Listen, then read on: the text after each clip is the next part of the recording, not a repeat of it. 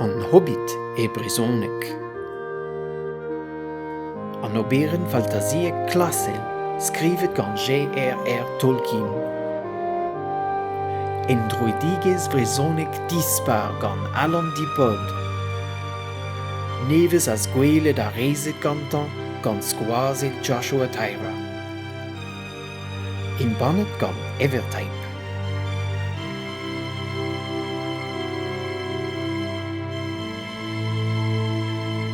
Pio an du rezodik se, mer goblin meur. Korrien, hag an draman. Unan deus avlenerion, en ur zacha war chadun o Bilbo, ar pez e la kaz a gwe war rog war e zaoulin. O c'hlavet on eus pedon o klas goudor en ur porchet tal. Petra a venit o braze, mer goblin meur en ur dri davet torin. Ni travat men toufe. O spia tra o prevez mazud, morvat. Le ron, vijen kesouet, gant a c'hello. Bunt rerion, a mignonet an elfen, mi chans. Deuit, petra o c'hous de la varet.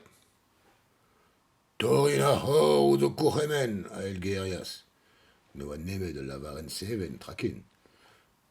Eus an trao a diskredit hag a ejinit, nor boa Albert Zebet. Goudor e oa mo klas diouz ar gorventen pez ar anvale bout ur vouge o deread a diep. Nitra ne oa pellor diouz ar zonj eget diezi gobilinet en nep doare. A oa gur a var.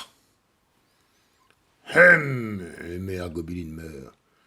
Met hu, a kredi a rafen goulen petra e oa Robert mene, fos penoz. Hag a berer e oa c'houton. A da berer e war o vant. E gwirionne e karfen goudout petra di war o pen. Ne ket talvez vet an mat bennak devidor. Torin deros koet. Re a draou a ouzon war divout o pop dija. Klevon a gwirionne avat. Pen dra zis konfoltus kena a breentin evidor. Be dom o veaji da vedo c'heren on nizet a nizet. A kenta, eil, a tredek en dirvi, a diskenedi a lontadou koz, a vevet tu rete ar menet degemerus ken an man. E me dorin, na ouye ket evit gwir, petra la varet a droc'h tol d'an ampoen, pa oa anat ne vije ket ar vionne rik dereat tamm ebet.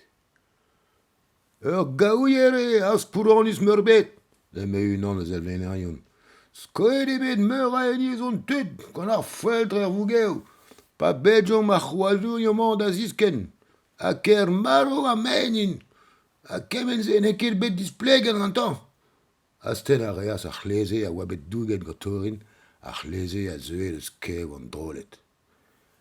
Ur gwir yudaden euzus a loskas ar gobilin meur gant ar gounar, pa zela zoutan. A geol zoudardet a skrinas o dent, a stokaz o skoedou hag a dripas. Kerken o devoar navet ar c'hleze. Kantadou a c'hobilinet o abet lachet gantan en e amzer, pa veze elfet velegant gondolin ouzo emolchi e runioù pe ouzo c'hanna dira gomogerioù. Or Christ, diskolper gobilinet e an anno o devoa rodean, met danter anean a rae a c'hobilinet dioutan. Kasoni a vagen outan, a mior c'hoaz hag a soni a vagen ouz nep piou en douge. Muntrerion a gelf karidi! A Judas ar gobilin meur. Draidi, kanidi, dantidi, malidi, kasidi da doulout taval le la neron. Anolezit biken da welet ar goulou en dro. Ker braz e oa e gounar ma lammas divar e gador a ma zayas war dorin gant e c'henou digor.